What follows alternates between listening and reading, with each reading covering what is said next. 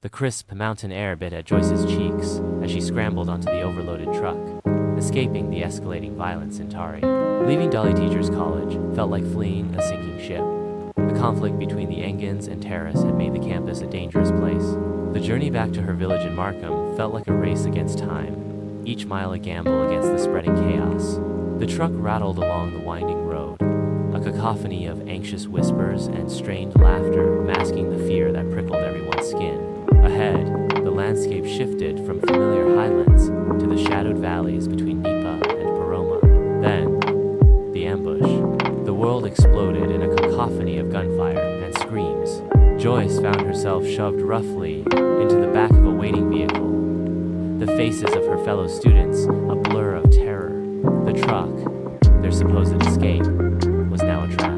The carefully constructed narrative of an accident, the reported deaths and injuries, were all a cruel smokescreen. The truth was far more sinister. They were kidnapped. Days bled into nights. The captors remained faceless, their motives shrouded in mystery. Joyce tried to maintain hope, clinging to the memory of the vibrant classroom discussions, the camaraderie of her friends, the warmth of her family back in Markham. Each passing moment felt like a thread unwinding, separating her from the life she knew. She missed the smell of her mother's cooking, the sound of her father's gentle humming, the playful banter with her siblings. She imagined their worry, their frantic searches, the agonizing uncertainty that must be consuming them. News of the kidnapping reached Governor Luther Wenge, who immediately launched an appeal for their safe return. His initial plan to use a helicopter for rescue was hampered by the lack of information regarding Joyce's precise location. His voice,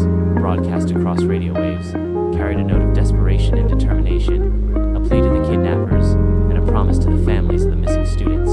The governor's words, though broadcast far and wide, only served to heighten the anxiety for those left behind, each tick of the clock amplifying the silence.